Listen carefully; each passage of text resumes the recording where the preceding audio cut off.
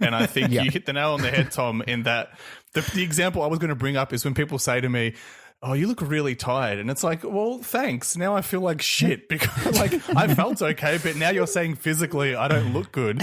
It's not a good feeling. I think the difference between being real and being a real jerk is, let's say it's like, hey, Marcus, your drinking's it's become a problem. I think you should cut back, right? Not that Marcus is an alcoholic. I'm just using that as an example. Yeah. Whereas if I'm like, hey, Corona's turned me into one, man. Don't worry about it. Absolutely. Whereas if I was like, hey, Marcus, your face is bad, you should change it. It's like, well, that's not being nice, and it's not being constructive because he can't do anything about his face. It's what God gave him, and what God gave him is perfect. Yeah, that's it. Yeah, it's very, very true. That's very true, Damien. How would you deal with someone if you were constantly being like, let's just say if it's someone that in this situation, it's someone that you're close friends with, but you're not like best close friends with. Like, if you were to, you can't sort of cut them out. You wouldn't cut them out because they're your longtime friend. This is just someone that you're an acquaintance with, you're friends with. Would you cut them out? What do you do with them? There is part of me that wants to fight fire with fire, only because if that example was legit where they said, I don't like your kid's name, it doesn't roll off the tongue. Yep. Like that hurts because like, oh, you mean that thing that my kid's going to be known by for the rest of their life? You don't like that? I'd be like, okay, well, maybe I'll start doing little jabs back at you. But then you probably shouldn't stoop to the level. I don't know. Tom, you're the most mature one here. What would you do? Am I the most mature one? This is the thing, right? Like it's almost, I feel like I would probably try to be, to keep living my life and being the positive one and hopefully lead by example, and maybe they would sort of change their ways and sort of hope that they would eventually realize that like, wait a second, he's not doing that to me, so maybe I shouldn't be doing that to him. Or would that person have such a God complex that they would just believe that it's because I'm perfect and Tom is not perfect, so that's why I have to point out all the mistakes he makes? Yeah. I feel like fighting fire with fire is the way to go. I'm with you, Damien, on this. And I'll explain why. Because I'll explain this way. Like, I agree with Tom's philosophy of I don't like, for example, I don't like when people point out that stuff to me, so I won't point it out to them.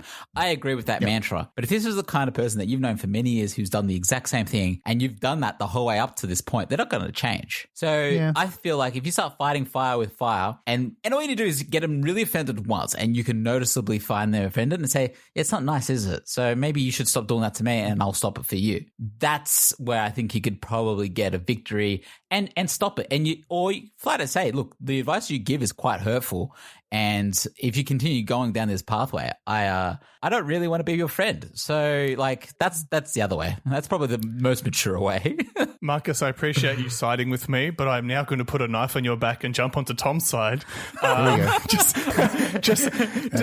David's like, hey, come join my side. And then I go and join his side. He's like, well, fuck you, this is a sinking ship. And he jumps off. He jumps off the ship. Well, Marcus, as a wise man once said, get rich or die trying. So I'm going to get rich. That's right. But Tom has swayed me in that the thing that the person's pointing out, they all seem like in the things that the person's doing are positive. Like they're changing their look up. They just had a kid.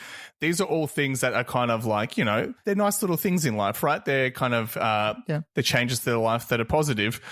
And this person, I think, is cutting them down either from an insecurity point or a jealousy point to be like, well, look at this person doing things with their life, even though changing your hair color is not that major of a thing. But they're like, how can I cut them down wherever I can? So I wouldn't put too much stock in what they're saying about you because it's probably not coming from a place of authenticity. It's just coming from a place of trying to hurt you. And I think it could be more or less that person projecting their sort of feelings as well.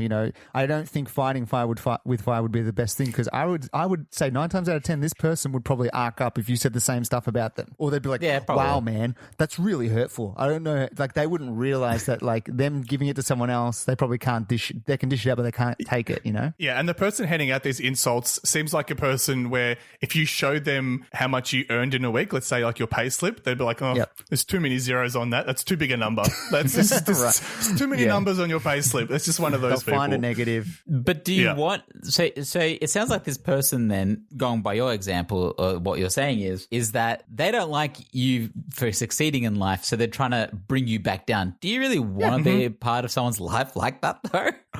Yeah, that's what me and Tom. That's why me and Tom are saying take the high road. Yeah, Marcus, why don't you join us on our side? The high road. Wait, so dish the friend? Well, I'm just saying. What me and Tom are saying is, me and Tom are sitting on our crow's nest. We're watching you just slowly sink, a la Jack Sparrow style, very slowly. Come on over, buddy. There's plenty of room. This boat is called Damien's boat. Damien's boat is sinking, and Damien's already on Tom's boat, and I'm just fucking. Yeah, I chose the wrong side. Yeah. All we're saying is there's plenty of room on the S.S Gumtree. Come on over. Yeah, right. All right. Just get off Lady Damien already, all right? Don't worry about Lady Damien. The S.S Gumtree's way better. All right. Well, let's wrap it up then. Let's wrap it up for lean chicken. How about that? Like, let's keep it nice and sweet and simple. Marcus, are you going to join us? On the SS Gumtree? I'll join you. Let's take the high. Look, it is the right thing to do. Take the high road. Maybe say something to them, but you don't need to actually fight fire with fire. I think just taking the high road is the right way. I'm not a conflict person in that situation. I feel like I don't want to, if it's a person I don't want to lose in my life, I probably wouldn't have that conversation. But then I'd have to ask myself, like, why do I not want to lose this person if they're just making me feel like shit? So I'd probably need to weigh that all up first before making a decision. Yeah. All right, well, let's leave it there for lean chicken. Now, Marcus, you're going to go next, but you don't actually have a question, do you? No, I don't have a question, but I am going to give it. I am going to give this segment a name of what The Rock is cooking. Okay. And he is cooking a lamb barbecue, but over a fire. I feel like it has to be over a fire or a pit like that, because I feel like The Rock fire is it. He doesn't do no gas grill or whatever. Like, he's a real man. All right, he's like the barbarian. He's like, I need it over fire, and lamb feels like when Marcus said a lamb barbecue over a fire, I'm like, yeah, every barbecue has a fire. But anyway, you explained yourself. It's fine. Marcus, it's fine. Yeah. He's just saying that he's not using propane or propane accessories. Hank Hill would be exactly. I am not Hank Hill's friend here. I am a Coles man. All right, Coles. Okay. Yeah, hot Coles. Anyway, yeah, sure, that'll do. So this segment that I'm going to pull up is actually a previous segment that Damien used to host, but I decided I'm going to take it away from Damien. And so, just for those who don't know or those who might remember, it's called The Fast and the Curious.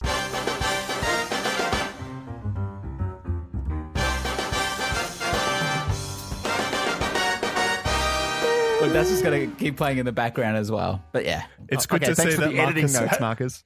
Yeah. It's good to see Marcus has commandeered another one of my sinking ships. Congratulations, Marcus. Yeah, I've taken it away. The Lady Damien. All right, I'll introduce. So it's another installment of The Fast and the Curious. For those who are keeping track of this segment, this is number 4. So normally what we would do is choose usually the 4th Fast and the Furious. However, I'm not Damien, all right? I'm more the shitter version. I'm more like the Hobbs and Shaw, okay?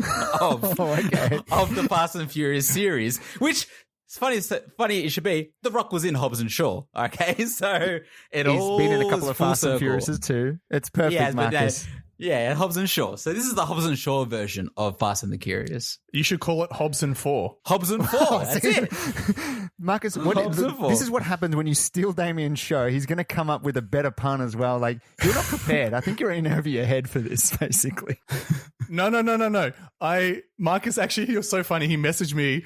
He asked for my blessing, like I was giving away my daughter. He's like, "Is it okay if I do this?" And I'm like, "Yeah, it's fine." So, Marcus, you're in charge. You are the captain. I will be your loyal seaman. I'm going to step back and let you steer this ship. So as any good man, he just asked if before he ruins the segment and we never do it again. Proceed, Marcus. Proceed. All right, just a quick reminder. I'm just going to shoot some questions to you guys with multiple choice answers. You can give me the answers as quickly as possible, or not quickly as possible, just short ones. Okay. So let's get started. So your apple of choice, either green or red apples. I'm going to go with green. I like a bit of a sort of sour apple. I'm a red man, but I think Granny Smith is a better name than Red Delicious or your other varieties. Pink Lady? Pink Lady. No, Granny Smith's way better. Yeah. I was always a green apple man, and then I started discovering pink ladies. Red apples. I think red apples are the way to go. All right, next question. Okay.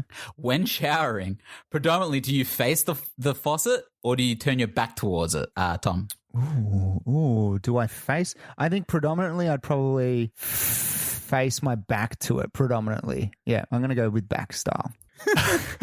I used to be back style until I developed this really bad rash, and I went to the doctors, and he was like, "How long do you face your back to the shower?" He's like, "You are killing your skin. You need to like act like a spit and rotate, and not just blast your back with hot water all the time." It's like a cheese grater. It's like someone has been running a cheese grater down your back the whole time. Yes. I've always been a back person, but now that I learned that it could be causing skin problems on my back, I'm going to go front. Change it up. Marcus, you're also forgetting that I'm basically a bubble boy, and anything that comes in contact with my skin causes a reaction. So that's allergic to hydrogen fair. and oxygen. Yeah. All right, next one is would you prefer to order the entree or a dessert? The meal right at the start or the meal right at the end? You would. I'd probably go entree over. I'd probably go a starter or an entree over a dessert usually, because I'm hungry at the time and I'm like, I want to get the entree to me quicker. I think that's probably why. I also think entrees are more fun. When you have a dessert, it's generally like one thing, whereas you go entrees, you can go 4 or 5, and you kind of make like a little smorgasbord of your own of all the greatest hits. Yeah, true. And it's different every cuisine you go to. You could go get some like I don't know, some spring rolls, some dumplings and things like that as entrees before getting some Asian cuisine. So I don't know. There's a lot of variety. I'm with you, Damien. I tend to agree with you on the entree thing, but there are plenty of desserts out there. It's just that we never get there in time. We always get the entree first, get the main. You're like, oh, I don't want to get like 3 desserts. I barely even want one dessert. So I feel like it's just that weird waiting game. Yeah, and then the waiter comes by and is like, any more? And you're like, oh, no. You got to basically turn them away. You never get to see the dessert menu, basically. I'm probably in agreement with that. That's a fair point. Although I think a lot of the time it's like there's some honeycomb thing, there's some chocolate fudge bullshit. Like it's something you can get anywhere else. Like it's, you know, when I think of a restaurant, I don't think about the dessert. I think about the main meal. Dessert's an afterthought. Yeah. Fair. I do like dessert. I feel like there's a lot of good desserts out there, but entrees are the way to go. All right. In case desserts are listening, don't worry. Yeah. Don't worry, desserts. We got your back. All right, next one. Do you prefer running on a treadmill or outdoors? Outdoors, 100%, dude. You got to get that fresh air. You got to feel the wind in your hair. No, I'm all for it. You're What's wrong. wrong with you, soft boy? Was that the air give you a rash as well, boy? What's wrong with you? I just break out in one massive hive. My whole body becomes a hive as soon as I exit the house. It's too much pollen Lockdown's out been there. great for me. I haven't had a reaction in months. It's going to just explode when he goes outside finally. Yes. No, I'm a treadmill man because it doesn't matter if I run 20 Ks. As soon as I step off it, I'm where I need to be. I don't need to turn around and run back home. I am home. That's the beauty of the treadmill. I'm with you, Damien. I'm a treadmill man because I'm a video game man. Because I like seeing the numbers go up one bit by bit. I feel like I can get further. Hang on, I've got a question for Tom. How many times have you stepped in shit when going for a run outside?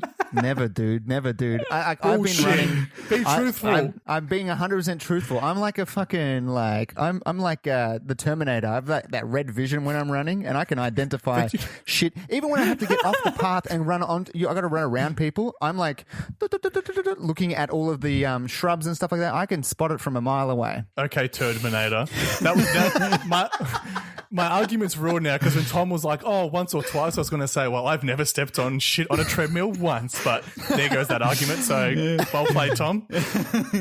Next question. LeBron James or Michael Jordan? I don't follow basketball. I'm going to say Jordan. I feel like I had a Chicago Bulls hat once. Yeah, I had it was either a Chicago Bulls hat or it was a Chicago Bills hat, it was spelled incorrectly. Chicago Bills hat. Chicago Bills. I'm new to the basketball world, but I think LeBron James seems like a nicer person. I've heard so many stories of Michael Jordan being a jerk. So purely for LeBron James' performance off the court, I'm going to say I like him more. But what about Space Jam, dude? I think LeBron James is doing Space Jam too.